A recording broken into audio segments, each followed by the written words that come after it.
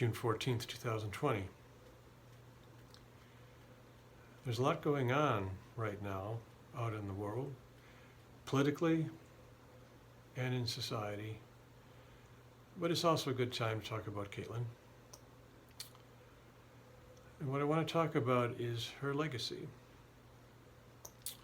What will happen to it? I'm a bit concerned that it might fade away. It's been 3.5 years since her death, and a lot of people who used to take an interest in her no longer seem to. There are still some people who do make YouTube videos and make comments on Facebook, but for the most part, it does seem to be fading a bit. So I'd like to remind people that a legacy for Katelyn is important, and the main reason for that legacy is that Katelyn has a lot to teach us. I think one of the reasons our remembrance of Katelyn is fading a bit is because there never was a court case involved with her.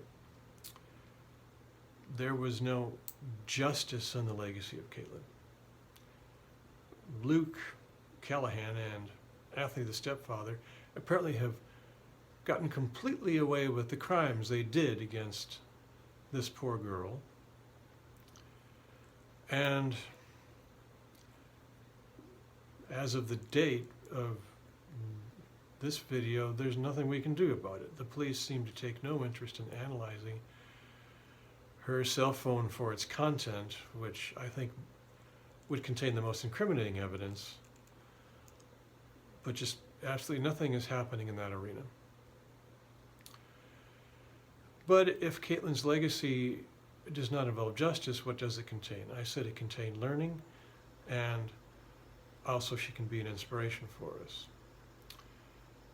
Learning, well, she caused a cataclysmic shift in human understanding of suicidal causation.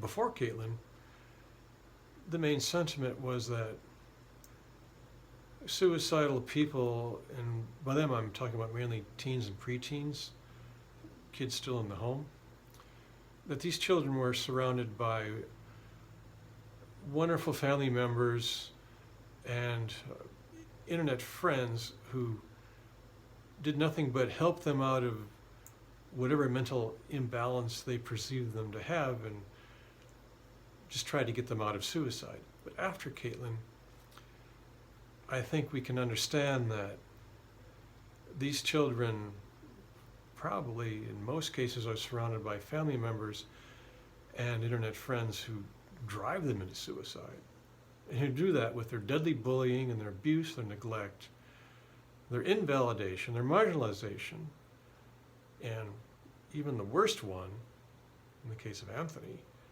sexual molestation. But it will take a long time, I think, for society to adjust to this new information. Because I remember shortly after Katelyn died, in early 2017, I would see the news anchors of mainstream media come on, and they would talk about her death, but what they would talk about was the outrage over the dissemination of her final 37th tragic live stream across the internet.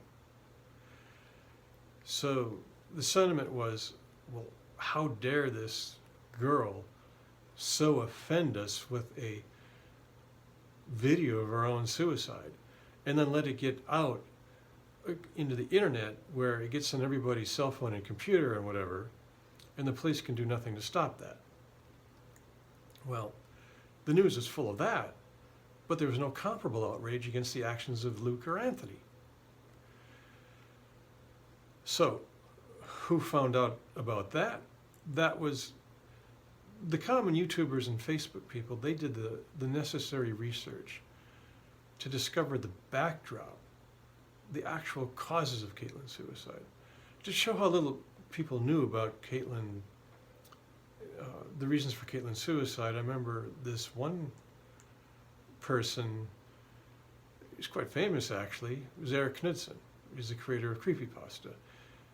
He came out and he did this video in which he wanted to talk about Katelyn, and he did. And when I first started to view it, I thought, wow, Eric Knudsen, the creator of Creepypasta, was such a highly intelligent and artistic person. We're going to get some really good stuff out of him. But after I got into what his video turned out to be just the opposite. All he did was he made a few statements that he thought Katelyn, or implied that Katelyn was mentally disturbed, and that his creepypastas were not for the mentally imbalanced to view, and therefore he wasn't responsible for Katelyn's death. Well, I don't think anybody was blaming him for Katelyn's death anyway, but somehow he felt a need to make this statement, and that was the extent of his analysis of Katelyn Nicole Davis. He did absolutely no research on Luke or Anthony. But YouTube people and Facebook people did.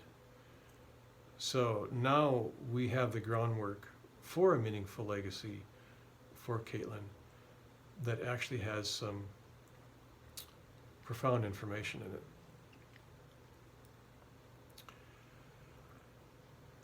No, it wasn't just Eric Knudsen. I remember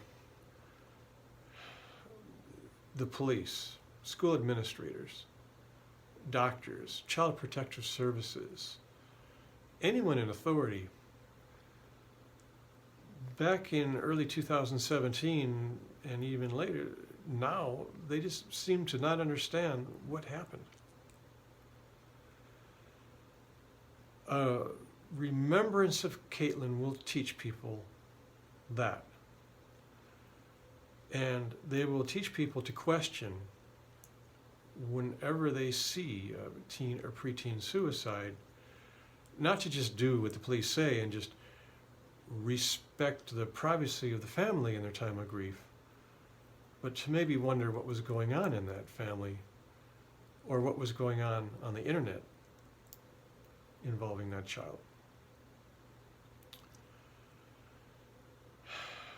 What would it take for Katelyn's legacy to really endure? I think it would take a movie at this point. It took a 1955 Broadway play to bring Anne Frank out into the public consciousness. And now in this modern age, I believe it would take a movie.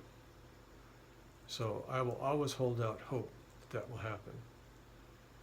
And yes, the YouTube people, some of them, a few remain who do make videos about her, thinking of one person in particular.